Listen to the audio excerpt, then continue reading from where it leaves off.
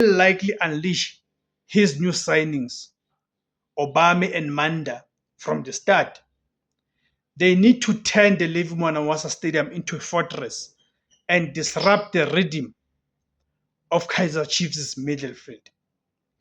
The head-to-head and rivalry. In terms of history, these two sides famously met in the 2018-2019 Confederations Cup playoffs, where Zesco knocked Chiefs out 5-2 on aggregate.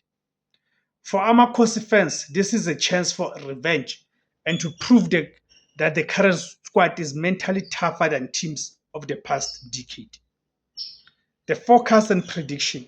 The Ndola heat factor. The afternoon kickoff in Zambia is notoriously difficult for South African teams.